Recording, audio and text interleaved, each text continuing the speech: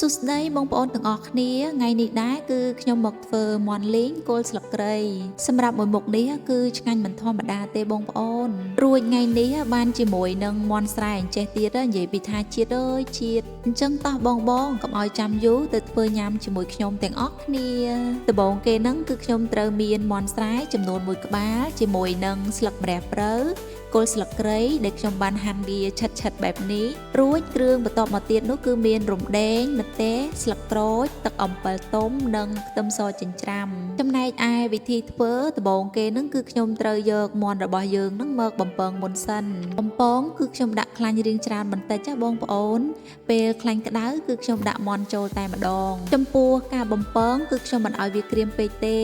កាលណាដែលក្រៀមពេកគឺសាច់នឹងខ្សោះអត់សូវឆ្ងាញ់ទេបងប្អូនមើលតែរៀងក្រៀមបានប៉ុណ្នេះអីគឺខ្ញុំស្រង់វាយកមកទុកឲ្យស្រក់ខ្លាញ់មួយឡែកសិនបន្តមកទៀតខ្ញុំដាក់ខ្លាញ់ថ្មីបំពងខ្ទឹមសនឹងឲ្យវាឡើងក្លិនឈ្ងុយបានខ្ញុំចាក់ជាមួយនឹងគ្រឿងគល់ស្លឹកគ្រៃចូលឆាត្រឡប់គ្រឿងរបស់យើងឲ្យវាឈ្ងុយសព្វចូលគ្នារួចខ្ញុំបន្ថែមជាមួយគ្រឿងទេសមានទឹកត្រីប្រេងខ្យងច្បល់វាមកត្រឡប់ពីត្រឡប់រួចខ្ញុំចាក់ទឹកអំពិលទុំចូល